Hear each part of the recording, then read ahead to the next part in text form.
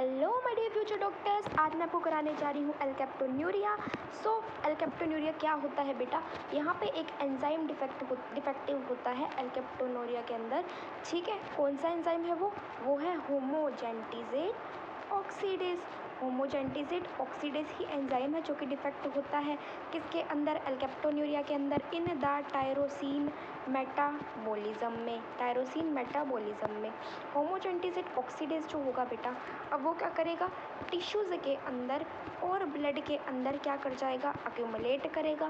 पहले टिश्यू और ब्लड के अंदर एक्यूमुलेट कर गया, उसके बाद क्या करा उसने? यूरिन के अंदर लॉस हो गया। ठीक है, so homogentisate oxidase firstly accumulation in the tissue and hence excreted in the urine। ठीक है, होमोजेंटिजेट अब स्टैंडिंग होने पे, खड़े होने पे बेटा, होमोजेंटिजेट ऑक्सीडाइज कर जाएगा किसमें? क्यूनोन में। होमोजेंटिजेट कौन स्टैंडिंग हमारा क्यूनोन के अंदर ऑक्सीडाइज कर जाएगा। ठीक है, विच पॉलीमराइज टू ब्लैक और ब्राउन कलर जो पॉलीमराइज होके देता है, जो कि रिजेंबल करता है कोक को कलर में। ठीक है, यूरिन जो होगा कैप्टोन्यूरिया पेशेंट्स का कोक कलर का होगा। अब होमोजेंटिजेट जो है वो बेंजोक्विनोन एसीटेट के अंदर क्या हो जाएगा?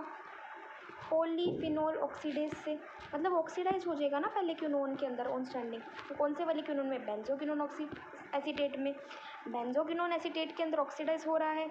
ठीक है, पॉलीफिनोल ऑक्सीडेज से।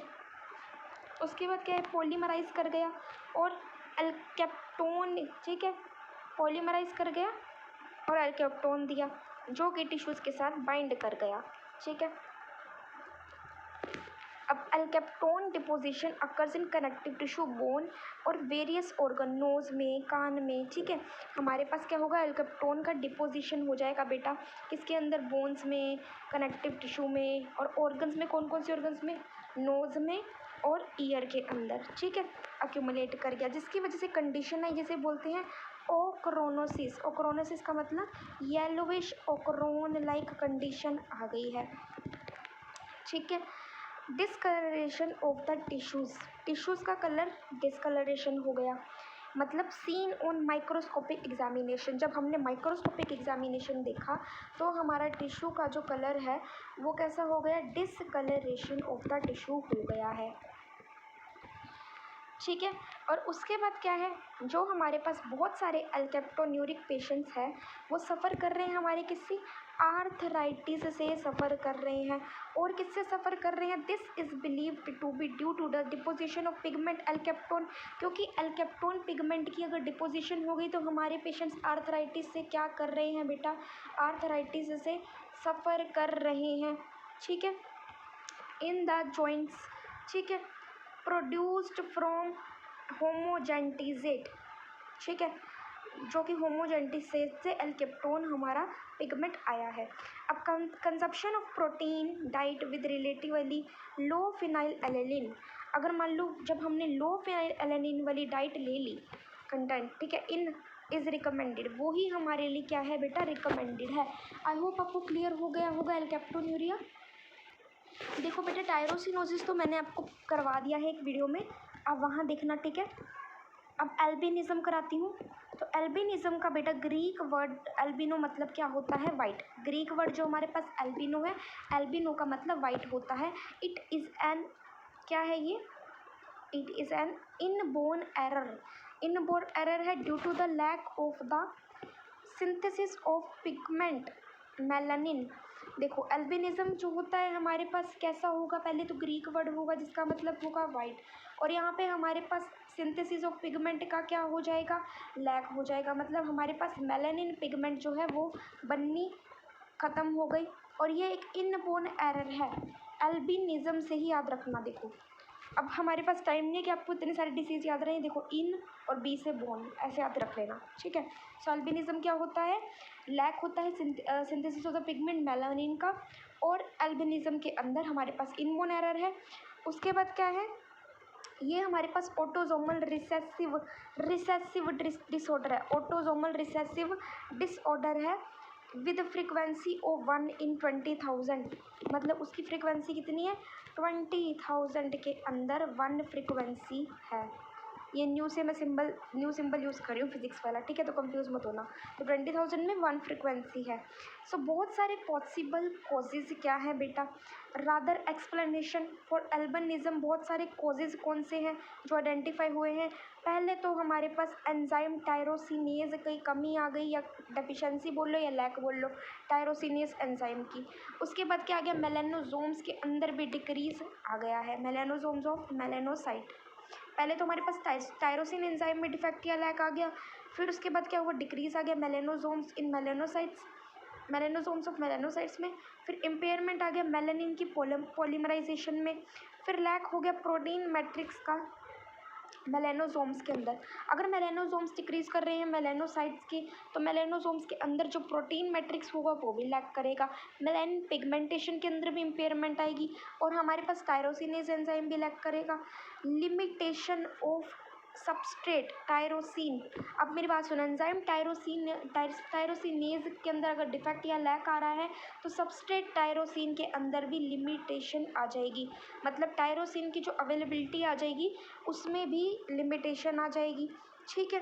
Presence of inhibitors of tyrosinase, tyrosinase के इनिबिटर्स प्रेजेंट होंगे तभी तो डेफिशिएंसी और लैक ऑफ टायरोसिन हो रहा था, जो उसके इनिबिटर प्रेजेंट है अब, ठीक है। उसके बाद के लिमिटेशन है सबस्ट्रेट की अवेलेबिलिटी का। मोस्ट कॉमन कोज एल्बिनिज्म का क्या है, टायरोसिनेज में डिफेक्ट होना। एंजाइम मोस्ट रिस्पॉन्सिबल है for the synthesis of melanin. अब टायरोसिनेज एक ऐसा एंजाइम है जो मेलानिन की सिंथेसिस के लिए क्या है, मोस्ट रिस्पॉन्सिबल है। So most common cause albinism का क्या है, टायरोसिनेज एंजाइम के अंदर डिफेक्ट है ना, जो कि हमारे पास मोस्ट रिस्पॉन्सिबल है सिंथेसिस ऑफ मेलानिन के लिए। अब मोस्ट इंपॉर्टेंट फंक्शन क्या है मेलानिन का, is the protection of the body from the radiation, radiation से बॉडी को।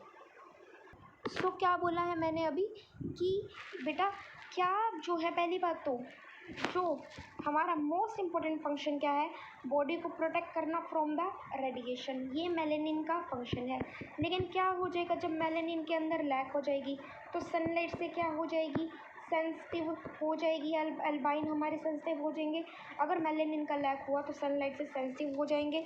Increased surrounding, increase susceptibility to skin, skin susceptibility बढ़ जाएगी, कैंसर हो जाएगा, कार्सिनोमा ऑब्जर्व्ड हो जाएगा, फोटोफोबिया, फोटोफोबिया किसके अंदर, with lack of pigment in the eye. Photophobia का मतलब intolerance to sunlight, intolerance to light, मतलब हमारे पास पिगमेंट आई के अंदर भी लैक कर जाएगी। अब यूटिलिगो एंड ल्यूकोडर्मा डम आर द इम्पोर्टेंट क्या है बेटा, ये important amongst the hypopigmentation disorders. जब हमारे पास पिगमेंटेशन कम हो जाएगी तो हमारे पास कौन सी एसोसिएटेड है हाइपोपिगमेंटेशन डिसऑर्डर के साथ, vitiligo and leukoderma are the two important amongst the hypopigmentation disorders, हमारे विटिलिगो एंड ल्यूकोडर्मा है। अब हाइपोपिगमेंटेशन डिसऑर्डर में भी आइदर डिफरेंट और लोकलाइज्ड, या डिफर करेंगे या लोकलाइज्ड करेंगे। अब विटिलिगो एक्वायर्ड प्रोग्रेसिव डिसीज़ है, जहाँ पे हमारे पास पिगमेंटेशन का लॉस हो जाएगा, ये हाइपोपिगमेंटेशन डिसीज़ है, ठीक है। एक्वायर्ड प्रोग्रेसिव डिसीज़ है तो यहाँ पे हमारे पास पिगमेंटेशन का लॉस हो जाएगा अराउंड द माउथ, नोज और आइज, ठीक है। ये हाइपोपिगमेंटेशन हमारी डिफर और लोकलाइज्ड है। अगर अब ल्यूकोडर्मा में क्या हो जाएगा, अगर पिगमेंटेशन का लैक हो जाएगा, is usually begins with hand and spreads, ठीक है, फिर ये स्प्रेड्स करेगा बेटा। जो हमारे पास वो है, मैंने आपको बताया यूटिलिगो तो हम विटिलिगो हमारे पास जो है वो माउथ के साथ, आइज़ के साथ और नोज़ के साथ एसोसिएटेड है। और जो हमारे पास वो होता है दूसरा ल्यूकोडर्मा, वो एसोसिएटेड है हैंड्स के साथ, हैंड्स में फिर स्प्रेड हो जाएगा। आई होप आपको ये एल्बिनिज्म पूरा का पूरा समझ में आया होगा।